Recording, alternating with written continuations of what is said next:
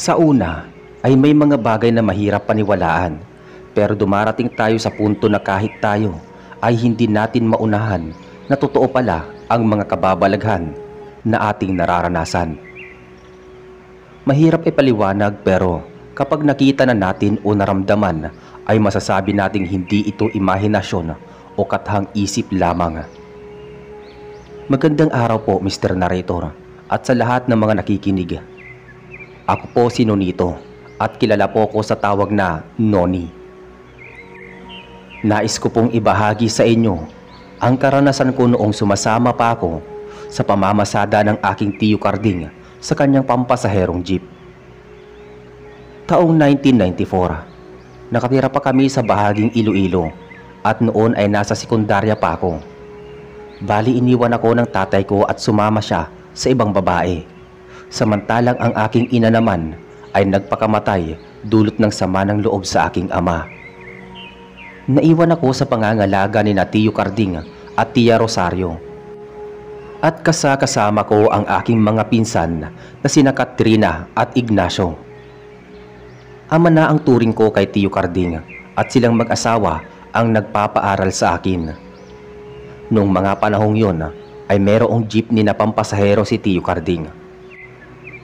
Isa siya sa mga taong mayroong sasakyan na panghanap buhay sa aming baryo. Kaya naman sa tuwing wala akong pasok sa paaralan ay sumasama ako sa kanya sa pamamasada. Ako ang nangongolekta ng bayad ng mga pasahero.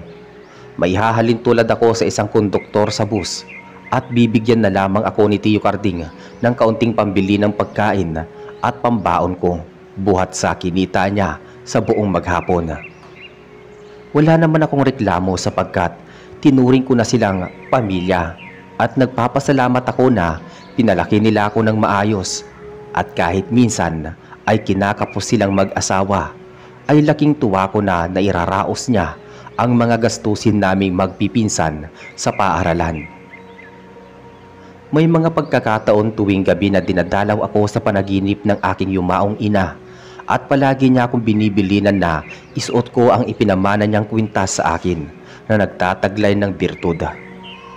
Iyon daw ang magiging proteksyon ko laban sa mga masasamang uri ng nilalang. Hindi ko lubos na isip kung antingera ba o manggagamot ang aking ina, kaya may taglay siyang agimat. Pero noong magtanong ako kay Tiyo Karding ukol sa panaginip ko, binigyan naman niya ako ng malinaw na kasagutan. Ang totoo ay kapatid ni Tiyo Karding si Nanay Elena. Kaya lang ay paboritong apo si Nanay Elena ng lolo nilang si Kaigme na may kakayahang manggagamot. At binigyan ni Kaigme si Nanay Elena ng birtud at palagi nitong isinusuot iyon kahit saan man siya magpunta. Kahit kailan ay hindi man lamang malapitan ng barang o makapitan ng barang at kulam si Nanay Elena, at hindi rin siya basta-basta nauusog. Marahil ay dulot iyon ng naturang kwintas.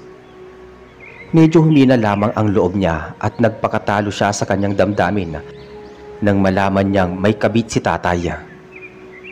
Simula noon ay tuluyan siyang nanghina at nawalan ng pag-asa sa buhay. Kaya mas minabuti na lamang niyang magpakamatay kaysa paulit-ulit na niloloko ni tatay. Kahit kailan ay hindi ko naisip na hanapin ang tatay ko.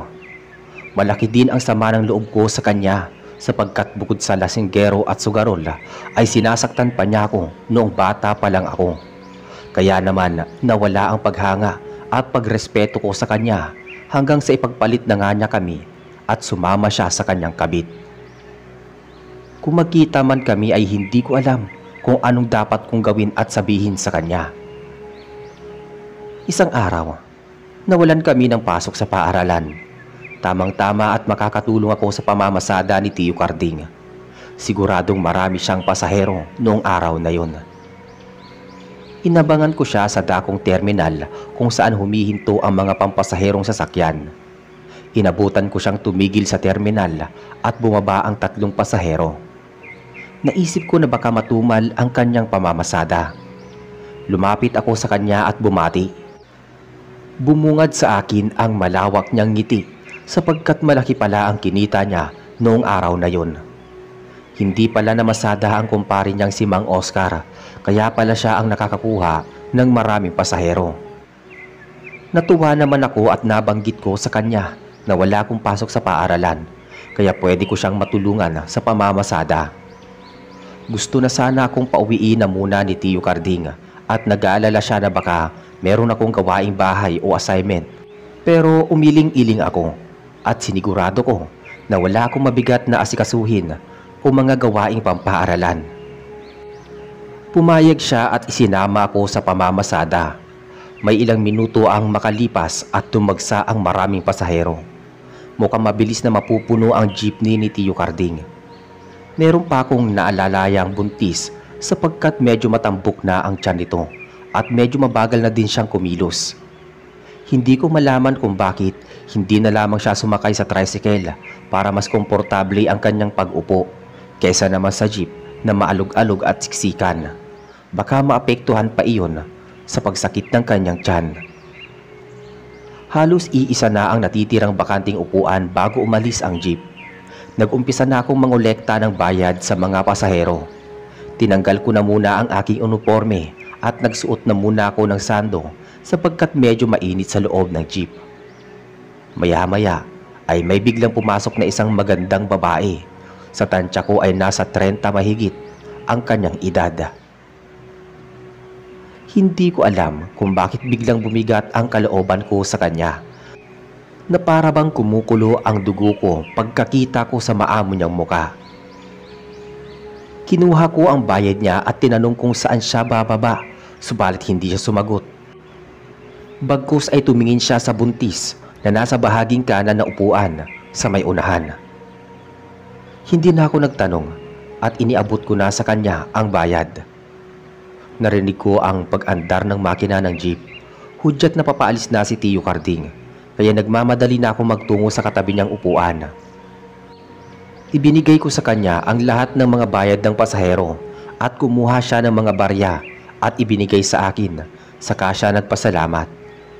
Malaking bagay na iyon sapagkat malaki ang halaga ng barya noong mga panahong yon. Patitipid ko pa ang baon ko sa loob ng 1 linggo. Habang bumabiyahe kami, ay hindi ko mapigilang mapasulyap sa salamin sa harapan ng unahan ng jeep at nakita ko na masama ang tingin ng magandang babae sa buntis. Napasulyap ako sa iba pang pasahero at abala sila sa iba't ibang gawain. Wala ni isa sa kanila ang nakakapansin sa magandang babae. Sa hindi malamang kadahilanan ay aksidenteng napatingin sa akin ang magandang babae. Kinilabutan ako noong magtama ang aming mga mata at nakita ko na biglang namula ang mata niya. Nakakapangilabot, kaya naman bahagya kong kinusot-kusot ang aking mga mata at kinurap-kurap. Nawala ang pamumula ng mga mata ng magandang babae at lumihis siya ng tingin mula sa bintana. Nawala ang nerbiyos ko pero nakita ni Tio Carding ang pagpapawis ko kaya tinanong niya ako kung may problema ba ako o kung may sakit ako. Umiling-iling na lamang ako at ngumiti. Pagkatapos ay nanahimik ako sa aking kinauupuan at nag-focus sa daan. Makalipas ang ilang sandali, isa-isang nagsibabaan ang mga pasahero at halos magtatakip silim na noon. 5 pasahero na lamang ang natitira at nang mapadaan kami sa may bahaging barangay hall ay bumaba ang 3 pasahero. Natira na lamang ang buntis saka ang magandang babae. Tinanong ni Tio Carding kung saan bababa ito. Tumugon din siya at sinabing kung saan bababa ang buntis ay doon na din siya bababa.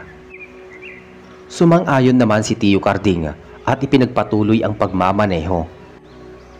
Kaso hindi rin niya mapigilang mapasulyap sa bahaging kinauupuan ng buntis at napansin niya na medyo sumasakit ang tiyan nito. Magsasalita pa sana si Tio Carding nang biglang pumuhos ang malakas na ulan. Napasulyap ako sa magandang babae at talagang masama ang pagkakatingin nito sa buntis. Namimilog ang kanyang mga mata habang pinagmamasdan ang mabintog na tiyan ng buntis. Habang tumatagal ay lalong sumasakit ang tiyan ng babae sa matagal na pagkakatingin sa kanya ng magandang babae. Pakiramdam ko ay may kung anong mahika ang dulot ng mga tingin nito. Napapangiwi na ang buntis sa sobrang sakit at nanlilimahid na siya sa pawis. Naglakas loob ako magsalita at tinanong ko ang buntis kung makakaya pa ba niyang makababa sa jeep pagkatapos humupa ang ulan.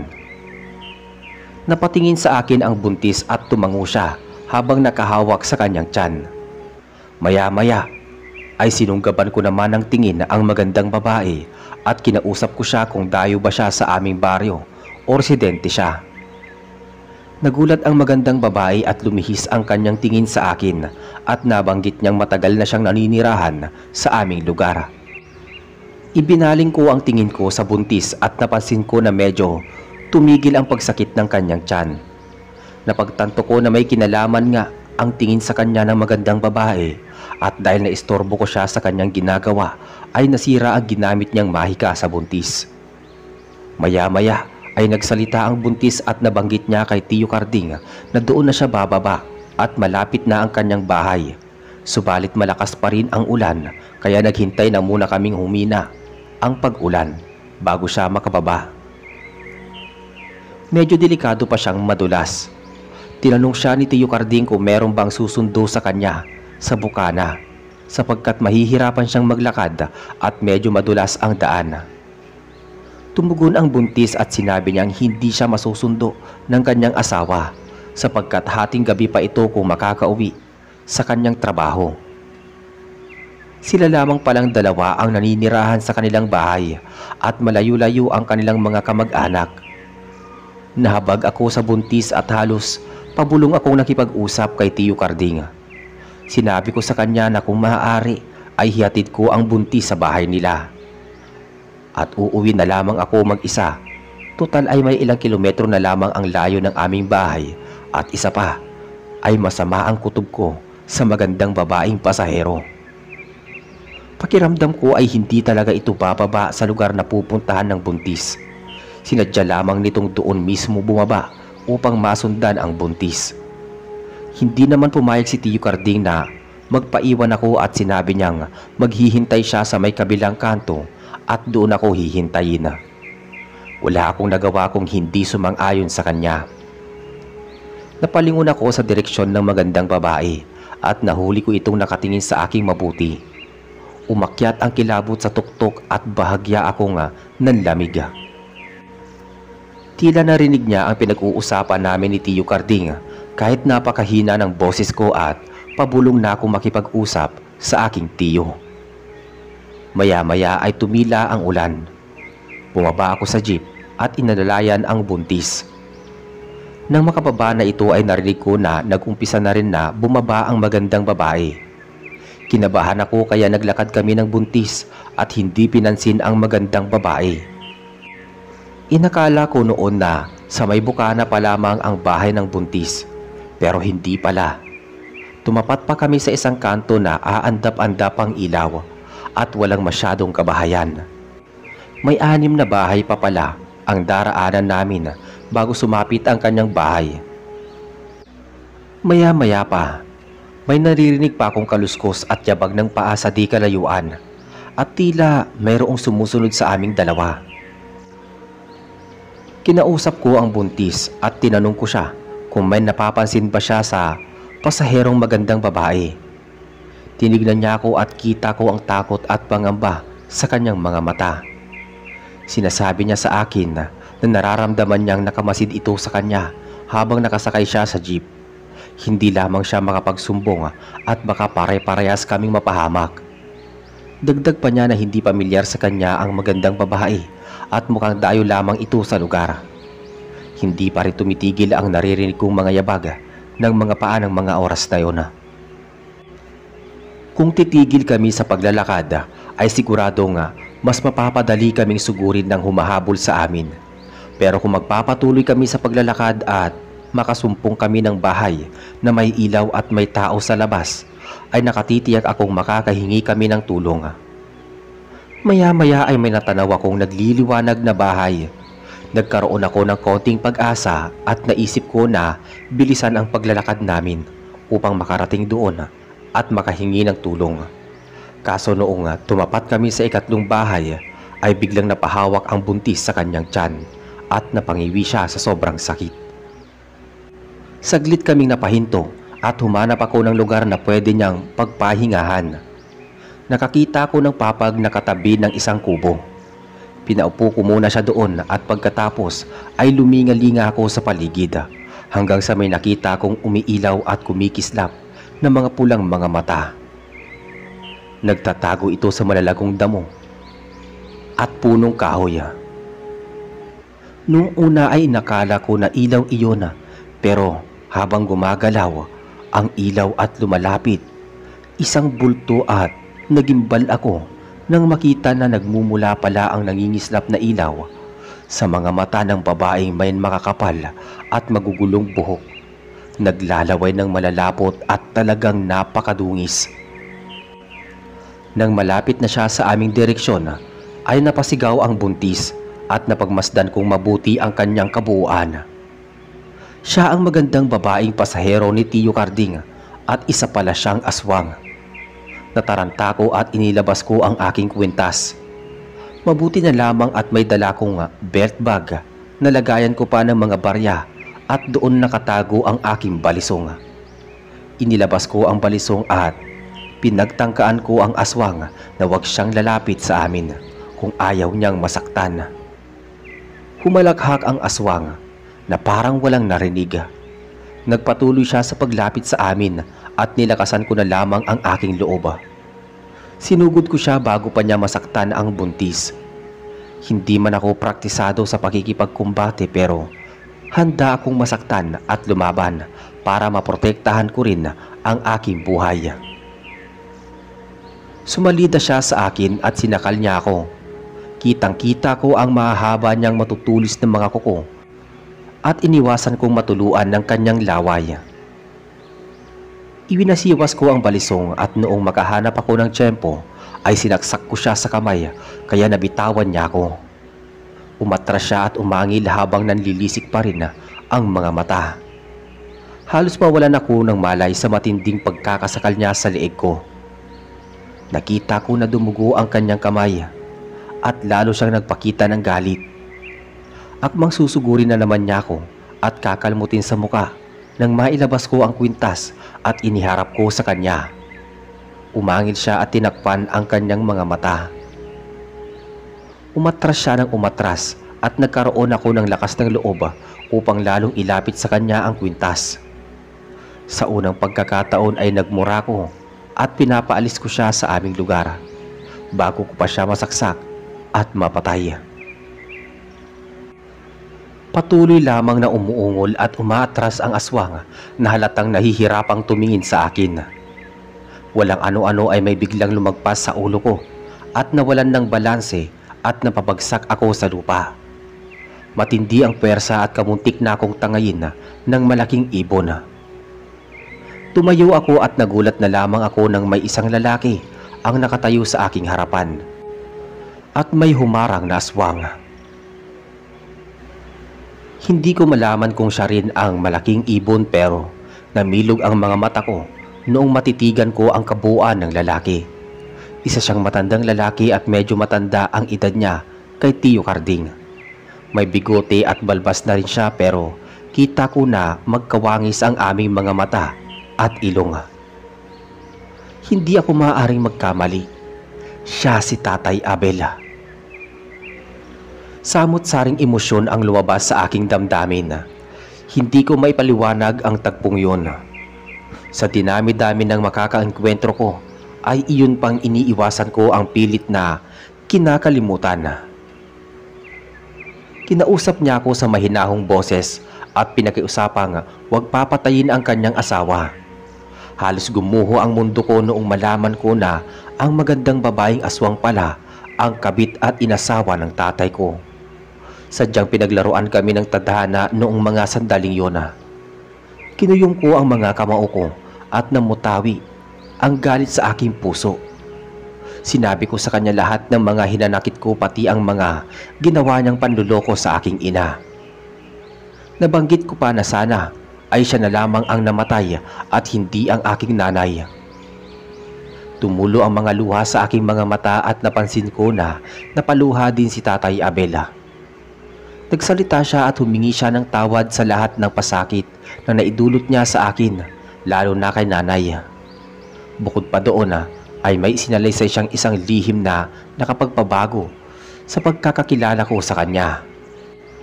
Ayon kay Tatay Abel, wala silang relasyon ni Laurencia. Iniligtas niya ito sa mga dayong aswang na kalaban ng lahi nito at naging magkaibigan sila. Natuwa at nagustuhan siya ng pamilya ni Laurencia, kaya naman pinakiusapan nilang protektahan ang kanilang anak. Pumayag si Tatay Abel sapagkat inakala niyang mabubuting aswang ang angkan ni Laurencia. Kaso nung medyo tumatagal na, ay pinagtutulakan siya ng mga magulang ni Laurencia upang maging kanyang kasintahan. Hindi siya pumayag at meron siyang asawa at anak na kanyang responsibilidad. Nagalit ang pamilya ni Laurencia at pinagtangkaan ang kanyang buhay, pati ang asawa at anak niya na papatayin kung hindi sila pagbibigyan sa kanilang kahilingan. Wala silang pakialam kung may tinataglay na agimat si Nanay Elena. Alam nilang mas malakas ang kanilang kapangyarihan kesa dito. Napilitang magkunwari ni Tatay Abel at Laurencia hanggang sa umabot na nahulog sila sa isa't isa, at dahil doon ay pinagkasundo silang ipakasal ng pamilya ni Laurencia at nagawang pumayag ni Tatay Abel sa kagustuhan ng mga ito upang maprotektahan kami sa anumang panganib. Noong mabalitaan niyang namatay si Nanay Elena ay binalak niyang pumunta sa lamay nito, kaso tinambangan siya ng angkan ni Laurencia. At nahawaan na rin ang pagiging aswang upang hindi na siya makawala. Masakit man ang ginawa niyang sakripisyo ay pinili na lamang niyang mabuhay sa kadiliman kaysa makalapit sa amin. Hangad niya ang katiwasayan ng aming pamumuhay. Humagulgul ako sa pag-iyak. Pakiramdam ko ay makasarili ako at hindi ko lubos maisip na ganoon pala kalaki ang ginawa niyang sakripisyo para lamang hindi kami mapatay ng angkan ng kanyang asawa. Lumapit ako kay Tatay Abel at buong tapang akong yumakap sa kanya at humingi ng tawad sa masasakit na salitang binitawan ko sa kanya. May sumilay na mapait na ngiti sa kanyang mga labi habang pinagmamasdan niya ako. Nagpasalamat siya dahil nabigyan siya ng pagkakataong makasama ako kahit iyon na ang huling araw na masisilayan niya ako. Ayaw niyang malaman ng angkan ni Laurencia na nakipagkita siya sa akin at siguradong hahanapin at papatayin ako ng mga ito. Ipinangako niya sa akin na hindi na mauulit ang nangyari noong gabing yun at kokontrolin na rin niya ang pagkahayok sa laman ng kanyang asawa. Nagpaalam siya sa akin at nang may maulinagan akong boses ng mga tao sa di kalayuan ay naglahong parang bula na lamang sa may kakahuyan sina Tatay Abel at Laurencia. Pinahid ko ang aking mga luha at binalikan ko ang buntis. Nakaupo pa rin siya sa papag at nasaksihan niya ang lahat ng mga pangyayari. Nahabag siya sa akin at pinayuhan niya akong magpakatatag. Alam niyang mahal ako ng aking tatay kaso ay kailangan kong magpatuloy sa buhay. Mas mabigat ang responsibilidad ng tatay ko at hindi ko na siya muling makakapiling pa. Ngumiti na lamang ako kahit medyo nasasaktan pa rin ang damdamin ko. Nagpasalamat ako sa buntis at inalalayan ko siyang makatayo. Maya-maya ay may lumabas na mag-asawa sa loob ng bahay at tinulungan nila akong maalalayan ang buntis. Nabanggit nila na kapitbahay nila si Joanna, ang buntis, at sila ang bahalang maghatid dito sa kanilang bahay. Nagpasalamat ako sa kanilang malasakit at nagpaalam ako kay Joanna. Nagpasalamat din siya sa pagliligtas ko sa kanyang buhay at matapos nun ay naglakad na akong patungo sa bukana. Nasumpungan ko sa may kabilang kanto ang jeep ni Tio Carding.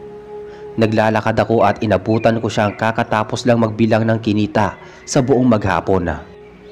Tinanong niya ako kung bakit napakatagal kong bumalik. Halos pagkakagatin na siya ng lamok sa pwesto niya. Ipinaliwanag ko ang lahat sa kanya at hindi ko naman mapigilang mapaluha. Medyo nagulat pa siya nang malaman na ang magandang pasahero pala ang inasawa ng tatay ko. Hindi man lang niya ito nasilayan noong mag-asawa pa lang si Tatay Abel at Nanay Elena, pero pinayuhan na lamang niya akong tanggapin ang lahat para sa kabutihan ko. May sapat siyang dahilan para gawin ang mga bagay na yon. Ang ginawa niyang pag-iingat sa aming pamilya laban sa mga aswang ay hindi matutumbasan. Dagdag pa ni Tio Carding na kung hindi ko na muling makita at makasama ang aking ama, ay isipin ko na lang na parati siyang nakabantay sa akin at sinisiguradong ligtas ako sa kampo ng kadiliman. Medyo naging positibo ang pakiramdam ko buhat sa mga sinabi niya. Naibsan ang kalungkutan at pangungulila ko sa puso. Umuwi kami ni Tio Carding sa aming bahay at doon lahat lumabas ng pagod ko sa buong katawan.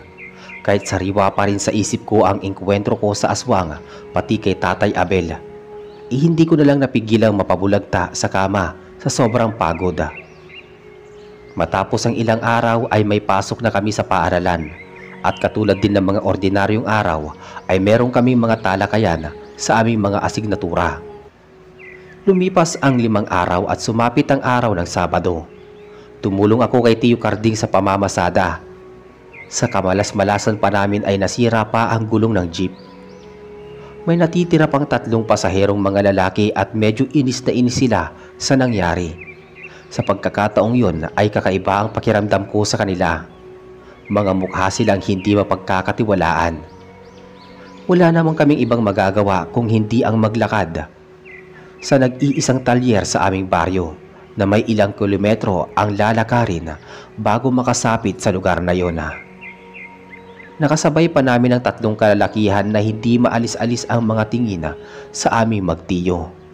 May dala kaming flashlight sapagkat walang buwan noong mga gabing yon. Hindi ko malaman kung saan nakatira ang mga lalaki sapagkat matagal na rin silang nakasunod sa amin. Marahil ay malayo-layo pa talaga ang mga bahay nila. Masama din ang nararamdaman ni Tio Carding sa naturang mga lalaki, kaya naman inilabas niya ang dalang armas mula sa kanyang bulsa. Hinawakan ko mabuti ang kwintas at pabulong akong nanalangin sa Diyos bago ko lingunin ang mga kalalakihan. Kinilabutan ako noong mapansin ko na nagbago ang kanilang mga anyo at tinubuan sila ng mga mabalahibong mga balat.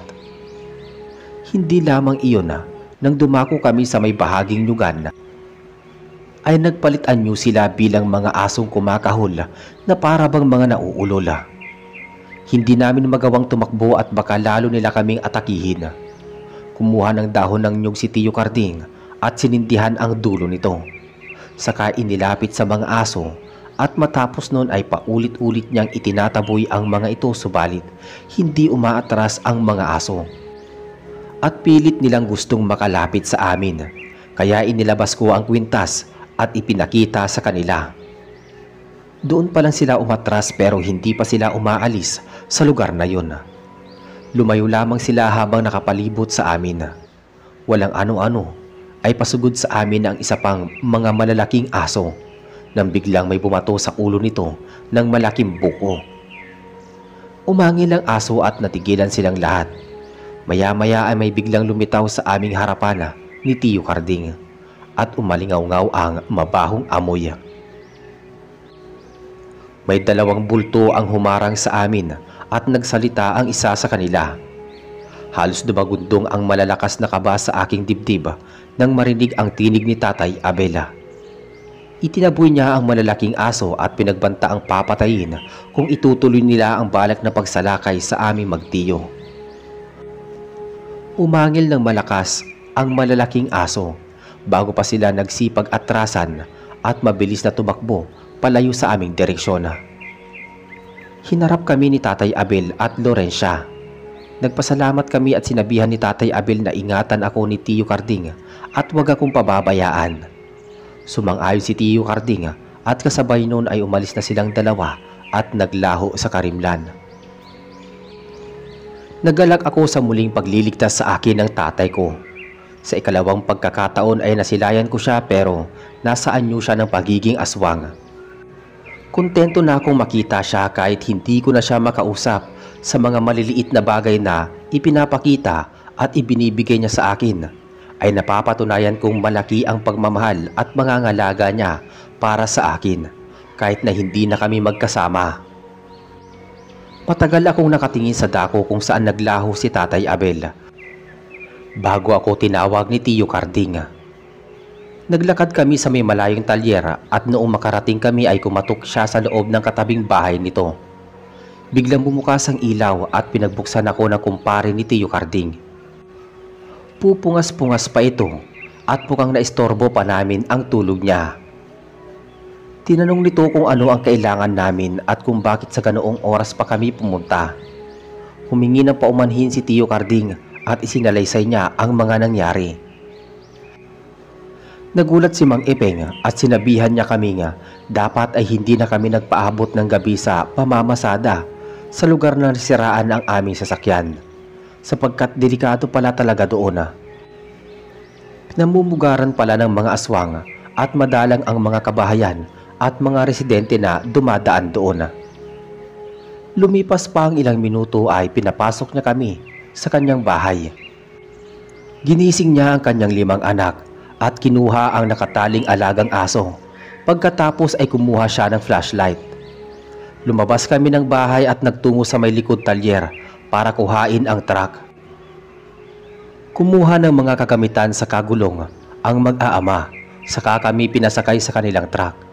Si Mang Ipeng ang nagmaneho ng truck at dumaan kami sa mismong malawak na daan. Noong makarating kami sa lugar kung saan matatagpuan ang jeep, ay saka kami bumaba sa truck. Mahigit kumulang 1 oras din ang ginugol para maisaayos at mapalitan ng bagong gulong ang sasakyan. Nagpasalamat si Tio Carding. Inabutan niya ng bayad si Mang Ipeng pero hindi na nito kinuha ang bayad.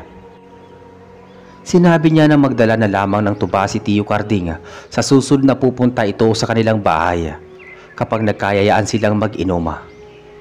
Tumawa si Tio Carding at nangako siyang magdadala ng tuba sa mga susunod na araw. Hinintay na muna kami makasakay at makaalis ng mag-aama bago pa sila sumakay at umuwi sa kanilang bahay. Habang nagbabiyahe kami ay hindi ko mapigilang mapasulyap sa kaliwat kanang bahagi upang matiyak na walang aswang sa paligid. Nang makarating kami sa bahay ay saka pa lang ako nakahinga ng maluwag.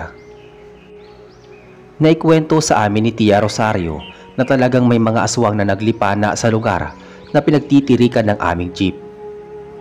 Balita pa sa baryo na may mangilang-ngilang mga residente na natatagpo ang malapit doon ang nilapa at luray-luray ang mga laman loob.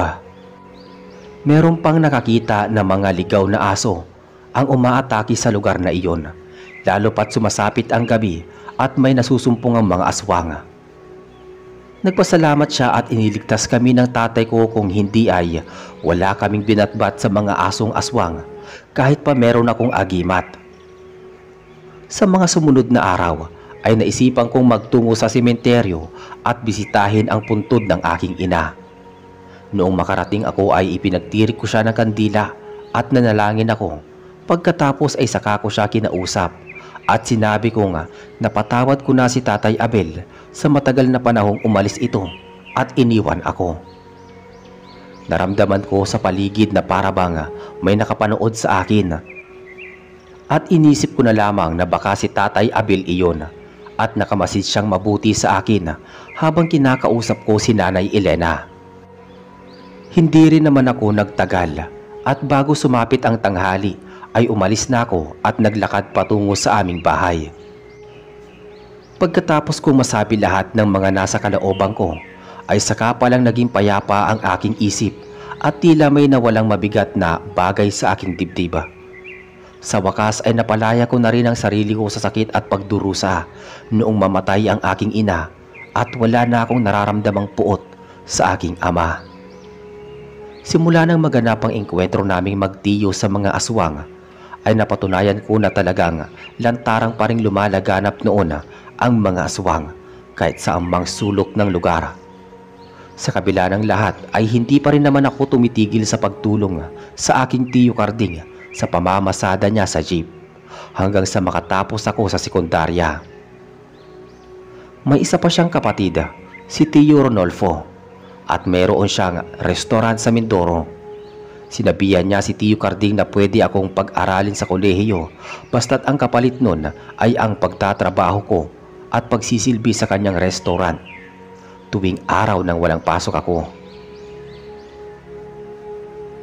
May kaya din si Tio Ronolfo, pati ang kanyang asawa, at noong mga panahong yon ay ganap na doktor na din ang kanyang nag-iisang anak na lalaki.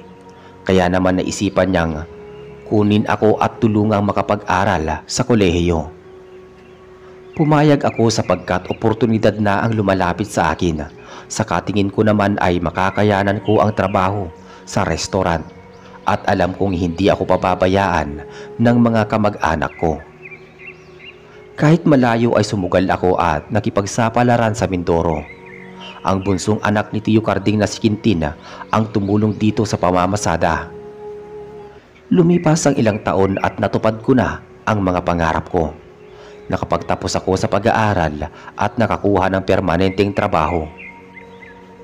Noong makabalik ako sa baryo ay medyo umuunlad na ito at kita ko na tumatanda na rin si Tio Carding, kaya pinatigil ko na siya sa pamamasada ng jeep.